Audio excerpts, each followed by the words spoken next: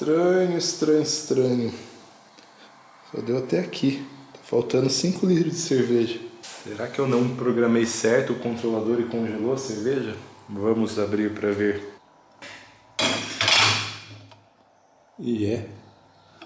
Agora eu tenho uma Ice Session IPA que virou uma IPA no final. Todo ano eu me proponho o desafio de fazer uma cerveja em menos de 7 dias. Isso começou porque eu nunca me programava muito bem e chegava no Natal, eu tomava todas as cervejas que tinha e não tinha cerveja para o Réveillon.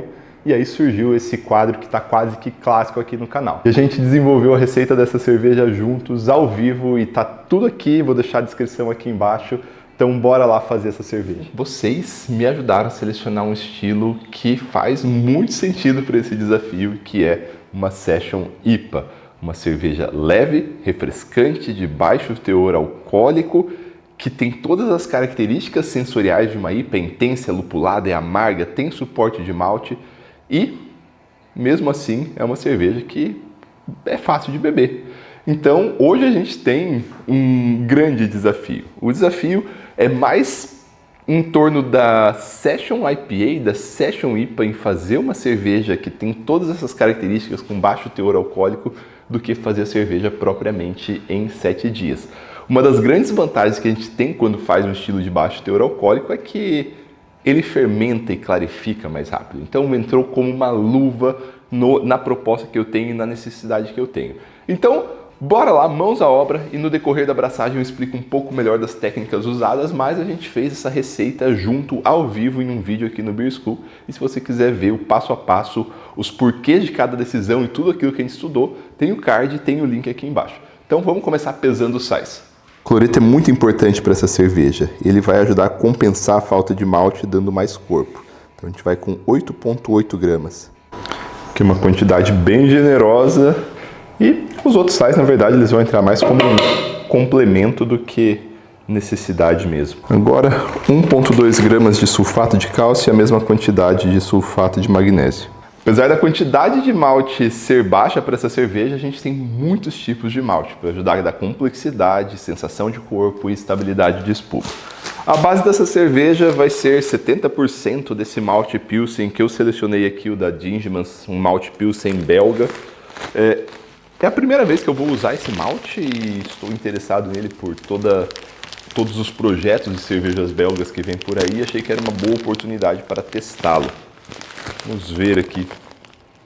Um malte maravilhoso, aroma de grão, aroma de cereal, parece até que estou sentindo um aroma doce, assim, tipo de um cereal matinal. Não do milho, né, gente, mas daquele aroma docezinho, gostoso.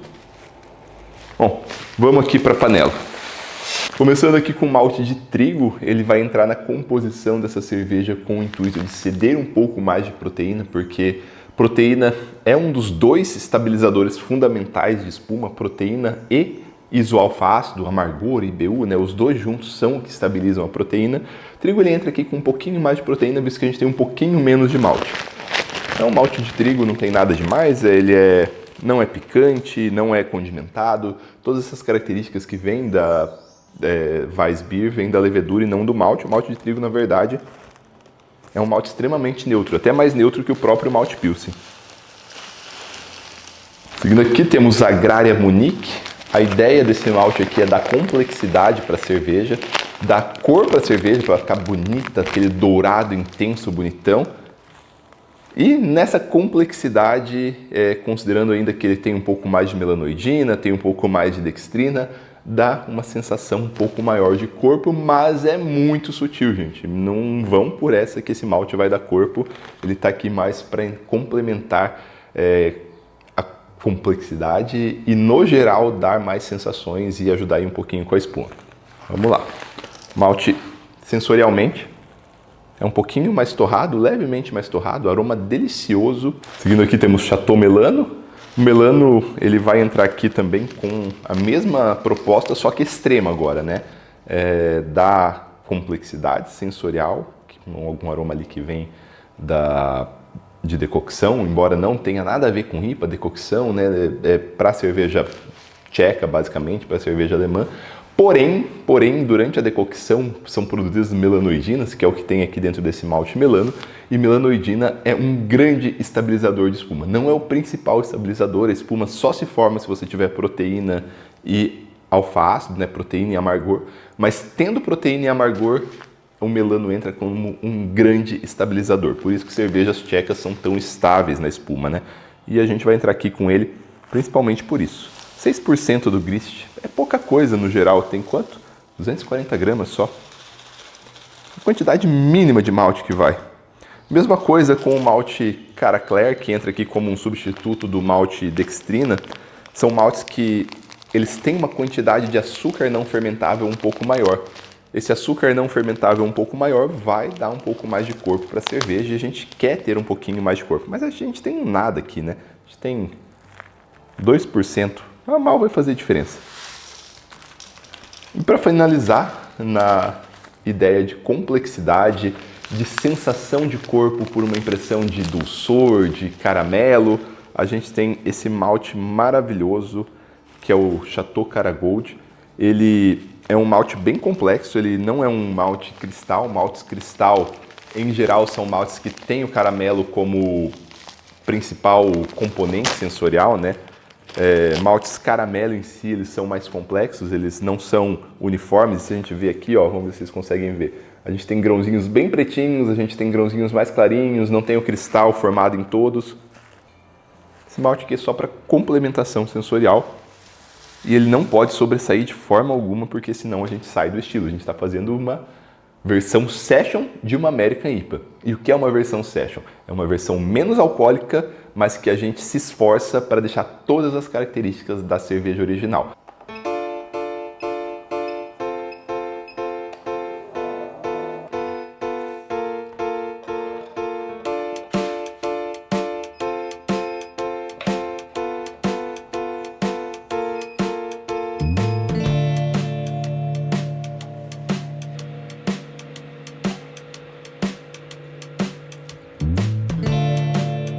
Out quase finalizado. Olha que cor linda desse mosto. A gente de propósito colocou um pouco a mais de maltes escuros, né, para dar aquele douradão. Eu adoro a cerveja douradona, aquela IPA douradona, bonita, sabe?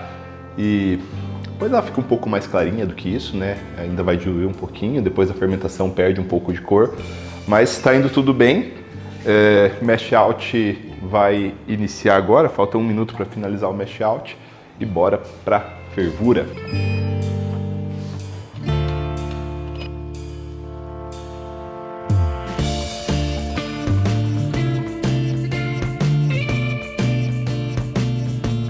Fervura finalizando, agora a gente vai para a lupulagem e nessa cerveja eu vou usar alguns lúpulos exóticos, pouco comuns. Por quê? Para fugir um pouco daquele padrão Citra, Mosaic e por aí vai. Vou usar lúpulos que eu já fiz uma prévia análise sensorial, então vou usar aqui esse Solero. São 3 lúpulos da Hofsteiner: Solero, Calypso e Altus. Eles têm uma pegada junto assim de bastante fruta madura, fruta de caroço, lembra uma pêssego, um pouco de fruta bem doce assim. Um deles, qual que era? Muita pera também, principalmente o Calypso. O Calypso é bastante pera, pura pera. E eu vou entrar também com um lúpulo da HBC, um lúpulo que eu adoro, que é o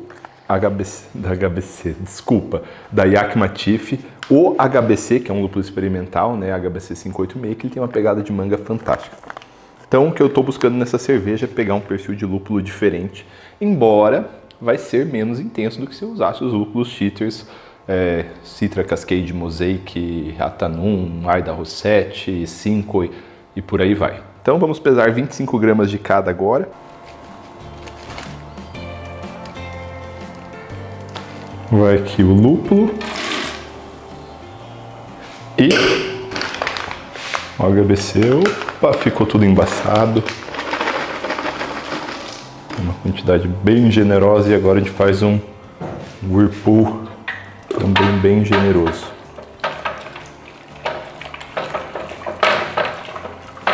já havia terminado o resfriamento, porém por um probleminha que a Birmax tem, se eu abrir a válvula para mandar para o fermentador e depois apertar a bomba, volta um pouquinho de ar e a bomba pega a ar e ela não manda, não tem nada que eu possa fazer que ela mande esse moço de volta. Quer dizer, tem uma coisa, eu peguei um pouquinho de água já declorada, passei por essa mangueira, né, pelo tubo, voltei pela Birmax e enchi a bomba por baixo, de baixo para cima.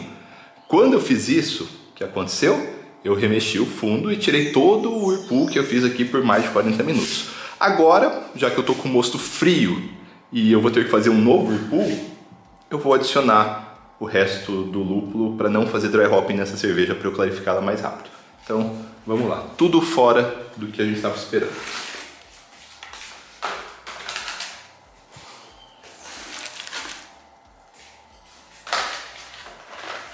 Mais um.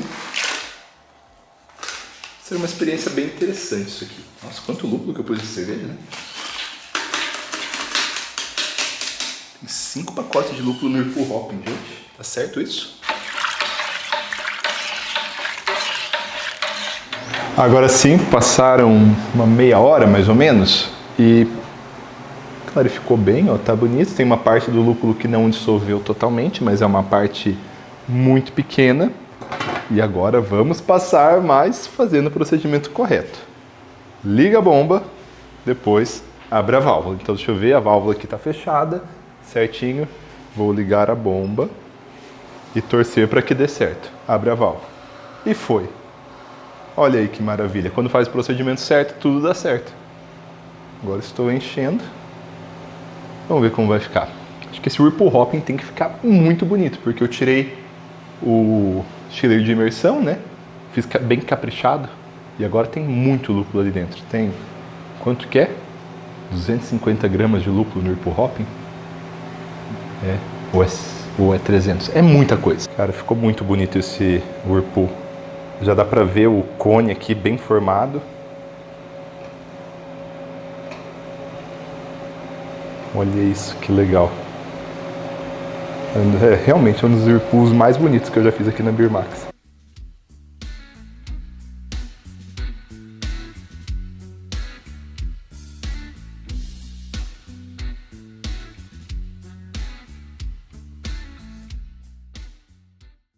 Já se passaram 2 dias e meio de fermentação. Eu estava viajando, então não consegui acompanhar a fermentação até agora.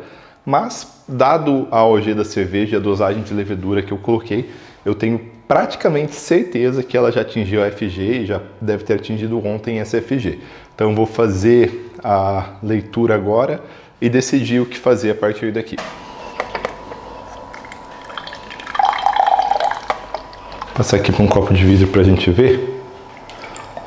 Ela já é uma cerveja que ela já está decantando. Então, vou fazer a leitura aqui da FG ou da OG, não sei como se já chegou, né? Mas eu estou assumindo que já chegou.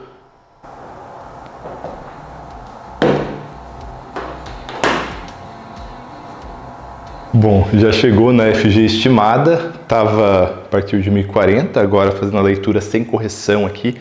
Sem correção deu 6 graus Plato. Quando a gente faz a correção, isso aí vai dar equivalente a 1011 mais ou menos, que é bem perto da estimada, está com 3,6 de álcool, até um pouquinho menos do que o estimado. E agora, bora baixar essa temperatura. Bora colocar gás também, né? A gente tem que aproveitar todas essas oportunidades, colocar clarificante e aí baixar a temperatura. Então eu vou entrar com sílica, vou colocar o gás e aí vou baixar a temperatura. Eu vou usar a escotilha de acesso ali do TK. Não está pressurizado agora, então eu vou só colocar o CO2 e vou entrar com o SC1 de forma bem simples. Vou começar fazendo uma purga para tirar o excesso de levedura que já tem decantado.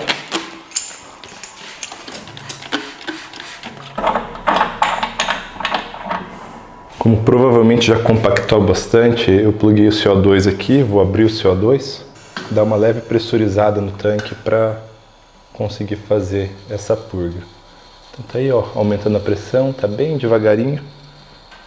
E agora eu vou usar essa mangueira aqui, que eu posso estrangular ela para não ter perigo de voar levedura para a cervejaria toda. tá tão compactada assim, mas já desceu bastante coisa. O SC1 ele usa de 40 a 100 gramas por hectolitro. 1 hectolitro é 100 litros, então de 0,4 a 1 grama por litro. Como eu quero clarificar rápido e eu não quero estar limitado pela quantidade de coadjuvante de clarificação, eu vou no limite superior, vou colocar 1 grama por litro, vai dar 20 gramas, 22 gramas, mas não necessariamente quanto mais clarificante, mais rápido clarifica. Tudo um jogo de equilíbrio de cargas. Se colocar demais, tem até efeito reverso. Acontece no Whirlpool Hopping bastante, com Carragena, com Whirlfloc, mas aqui é mais difícil isso acontecer. E o SC1 ele precisa ser agitado. Na verdade, todos os coadjuvantes de clarificação performam melhor se agitados. A gente tem um pouco de dó, porque já sentou alguma coisa no fundo, e aí a gente não quer remover essas leveduras que já estão aqui na parede, mas vale muito a pena agitar. Aqui no TK, que é pequenininho, até um pouco dispensável, porque é 20 litros, mas hoje a gente quer agitar, então eu já aproveitei que eu estava com a minha purga aqui conectada, e já estava tudo sanitizado, eu peguei e simplesmente pluguei ela no CO2. Então eu vou injetar CO2 aqui por baixo, vai entrar aqui por baixo do cone, e ao mesmo tempo que eu fizer isso, eu vou entrar com o SC1 pela escotilha, pelo acesso ali em cima. Por quê? Vai ter um fluxo de CO2 de baixo para cima, não deixando o oxigênio entrar, ou minimizando, na verdade, as entradas de oxigênio. Então tá bem simples aqui para mim. Aqui tá fechado, ó. Então eu tô com o CO2, ele vai entrar só aqui por baixo. E aí já vai aproveitar, dar uma carbonatadinha, vai ser irrelevante isso, mas vamos lá. Vamos lá, aqui tá aberto, então eu tive que dar uma despressurizada. Vou abrir aqui e vou abrir aqui.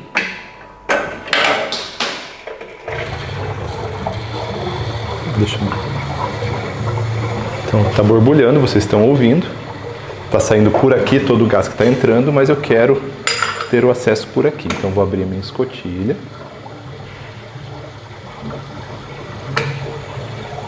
E agora eu vou colocar o SC1.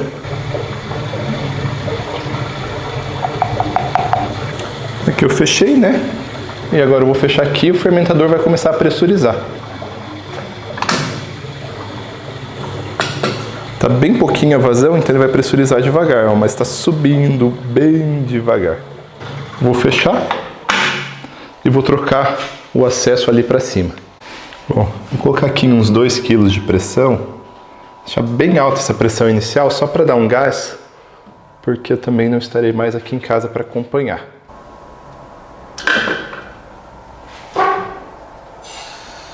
Agora está subindo, vai subir bastante essa pressão aqui. E enquanto isso eu vou descer a temperatura para 10 graus Celsius. Olha que maravilha. Será que ferrou? Tá bem gelado o cilindro também. Vai ter gás suficiente, ele estava no freezer.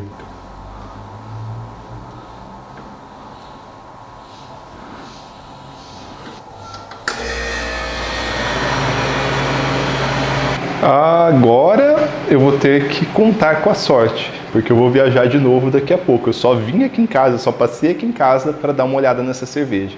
Então não vai dar tempo de eu ir lá, encher o CO2 e tudo mais. Mas como eu disse, o cilindro do CO2 está gelado, estava no freezer a menos 2, 3 graus. Então pode ser que se eu deixar ele aqui um pouquinho, o gás expande, dá pressão de novo e a gente consegue pressurizar o fermentador. Vamos ver o que vai acontecer.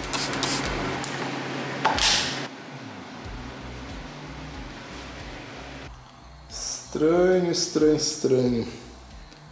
Só deu até aqui. Tá faltando 5 litros de cerveja. Será que eu não programei certo o controlador e congelou a cerveja? Vamos abrir para ver. Bom, primeira coisa eu vou despressurizar ele, né?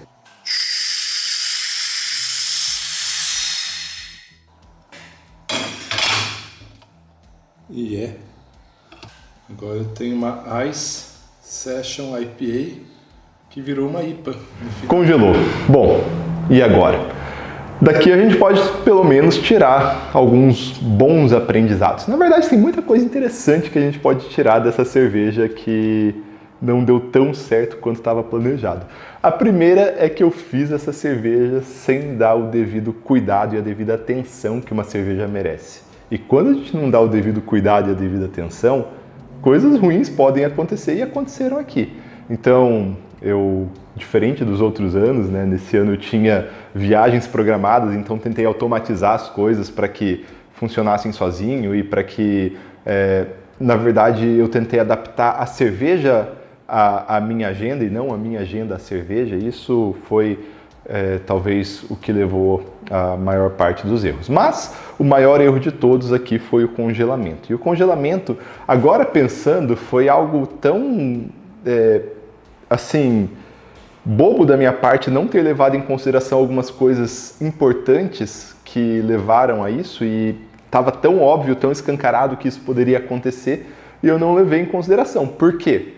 Cervejas de baixo teor alcoólico e cervejas sem álcool são cervejas que são muito mais propensas a congelar. No caso de fermentadores, existe um fenômeno que talvez vocês não conheçam do funcionamento do fermentador, que faz com que congelar uma cerveja nele seja algo muito mais fácil. Porque, diferente da geladeira, onde você tem um ambiente numa temperatura controlada que esfria o fluido que está dentro do balde fermentador ou do fermentador que está dentro da geladeira. Num fermentador autorrefrigerado ou num de refrigeração por banco de frio, a gente tem um fluido refrigerante passando na parede do fermentador, e esse fluido de refrigerante ele está numa temperatura muito menor que a temperatura de congelamento. Normalmente menos 5, menos 10, às vezes até menos 15 graus Celsius. E como a gente tem um volume muito grande de líquido aqui dentro, normalmente, associado com a capacidade de resistir ao congelamento da cerveja, dá tempo do fluido passar, absorver calor e esse calor ser dissipado, esse frio ser dissipado para todo o líquido dentro do fermentador. E quando a gente tem fermentadores autorrefrigerados, principalmente, que tem dois tipos, né? Tem o por banco de frio, onde tem um fluido refrigerante que é esfriado lá fora da cervejaria. Ele também tem um anticongelante para não congelar, e aí esse fluido vem e refrigera o fermentador, normalmente operando em temperaturas um pouquinho mais altas, mas ainda abaixo de zero. E a gente tem o fermentador de expansão direta, onde a gente tem um compressor. Esse compressor comprime um gás refrigerante.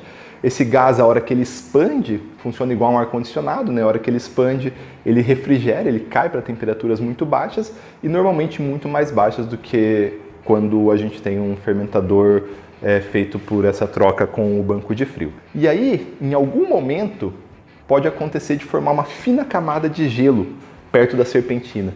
E se formou essa fina camada de gelo, aí é um abraço, aí vira um ciclo vicioso, porque a fina camada de gelo, ela atua, pode não parecer, pode ser muito contraintuitivo o que eu vou falar, mas a fina camada de gelo, ela atua como um isolante térmico. Ela não deixa o frio passar para dentro do fermentador. Ela deixa passar, mas ela dificulta a passagem do frio para dentro do fermentador. Então agora a gente tem uma camadinha isolante ali na parede do fermentador. A partir do momento que a gente tem essa camadinha isolante, o fermentador ele vai pedir mais frio, porque não chegou na temperatura que ele quer ainda, não chegou em 0 grau. Porque se estivesse em 0 grau, ele ia desligar e tal. Então ele vai pedir mais frio. Ele vai pedir mais frio e o fermentador vai mandar mais frio. Só que agora esse frio ele não vai passar tão bem para o meio do fermentador quanto ele passava. Ele vai espessar a camada de gelo. E aí ele vai pedir mais frio. E esse frio agora tem uma camada de gelo maior ainda. Então ele não vai passar tanto frio quanto pedia. Então vai espessar mais ainda a camada de gelo. A maior parte do frio agora vai ser sempre absorvida pela camada de gelo. E para contornar isso, os fermentadores autorrefrigerados, todos os fermentadores autorrefrigerados, têm que ser equipados com um TIC, com um controlador que tem sistema de degelo, que tem opção de ciclo de degelo. E o TK tem. E a gente tem que configurar isso. Eu sempre configuro isso para uma cerveja de alto teor alcoólico. Eu não me toquei que quando eu passasse por uma cerveja de baixo teor alcoólico, talvez o ciclo de degelo que eu uso não era o mais ideal. O ciclo de degelo que eu usei aqui, ele foi um ciclo de degelo meio ruim, porque eu queria deixar a cerveja gelando a hora que eu estivesse saindo, então eu queria que fizesse aquela descida bem suave de temperatura. Então o que eu fiz? Eu setei para ele ficar ligado por 10 minutos, desligado por 15 minutos. Indiferente se chegou no set point ou não. Então estava 10 graus Celsius, eu coloquei a 10 graus Celsius, aí eu setei para 0. Por que eu fiz isso? Aí eu setei para 0 nesse ciclo. Liga 10 minutos, desliga 15. Liga 10 minutos, desliga 15. Porque para mim, para uma cerveja de 5, 6% de álcool, nunca teve problema com isso nesse ciclo. Só que, por própria instrução da TK, se você for para temperaturas perto de 0 grau, o ciclo de gelo, de gelar, de frio, ele tem que ser muito menor, na casa dos 3 minutos. Eu estava deixando 10 minutos ligado. E aí me surpreende isso. Então, deixa eu mostrar aqui o MT512, como isso é configurado para vocês. Esse aqui é o MT512. Quando a gente vai nas funções dele, a primeira função é a função da senha. A senha é 123. Isso permite que a gente altere as outras funções.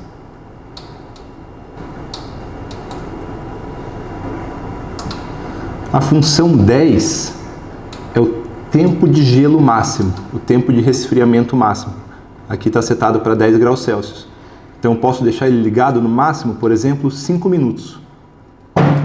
E aí o 11 é o tempo que ele vai ficar desligado, mesmo se chegou ou não chegou na temperatura que tinha que chegar. Aqui ele está 15 minutos. Então, nesse caso, do jeito que está configurado, assim, por exemplo, desse jeito que eu deixei configurado, não importa, o compressor ele vai ficar ligado no máximo 5 minutos. Depois de 5 minutos, ele vai dar um descanso de 20 minutos para o frio se espalhar pelo fermentador e não concentrar ali perto da serpentina. E foi isso que eu fiz errado. Eu tinha deixado um ciclo de 10, 15. Com uma cerveja propícia a congelamento, 10, 15 minutos não foi um bom tempo. Isso é algo interessante de falar porque muitos de vocês podem usar um fermentador que é autorrefrigerado ou querem comprar um fermentador que é autorrefrigerado e tem que levar isso em conta. Você tem que configurar esse teu ciclo de degelo e é difícil dar um parâmetro muito correto porque vai depender do tipo da cerveja, vai depender do teu ambiente, vai depender da geometria do teu fermentador. Então tem que testar. Mas eu vou falar, fazia muito tempo que eu não congelava uma cerveja nesse tanque aqui. Então agora vou me ligar mais quando eu estiver fazendo uma nova cerveja com baixo teor alcoólico ou sem álcool. Felizmente, o experimento desse ano não deu certo. Mas vamos ver como está a cerveja?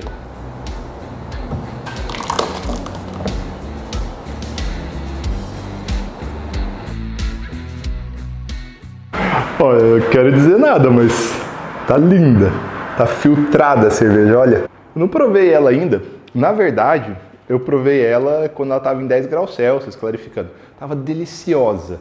Eu acho que agora ela vai perder um pouco de equilíbrio, porque vai ressaltar o amargor e, no mais, pouca coisa. É a primeira vez que eu vou tomar uma Session IPA Ice... Como que seria? Uma Ice Bock... Uma Ice Session IPA, uma cerveja que eu fiz ela... Se for pensar, eu tô querendo tomar cerveja de menor teor alcoólico, mas o álcool tá me perseguindo. Bom, saúde.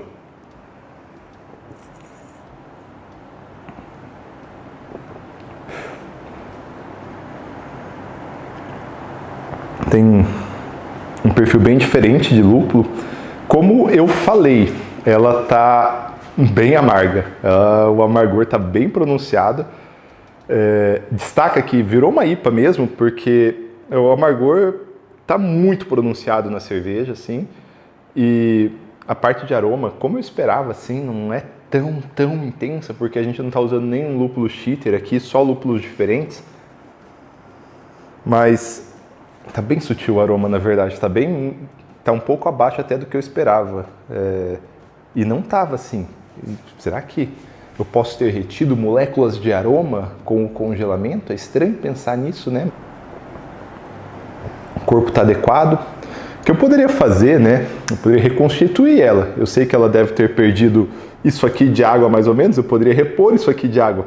Daria certo, voltaria a ser minha Session IPA original. Só que fica a dica, não façam isso, porque a água que você vai colocar é uma água que vai estar com 5, 6 ppm de oxigênio, dependendo da temperatura dela, 2 ppm, talvez, assim, se for uma água com pouco oxigênio, e isso vai ser destruidor para a cerveja, né? Se quiser colocar água depois e tal, agora, tipo, colocar agora e já tomar, só para fazer o experimento poderia ser interessante. Bom, aqui está muito mais parecido com o que a cerveja seria.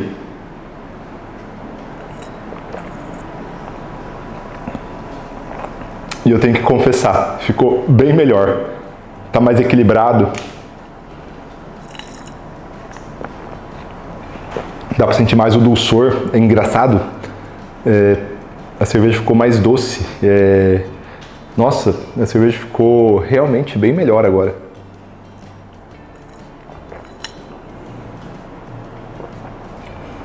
Ela não parece... Vocês viram, coloquei uma quantidade generosa de água, né?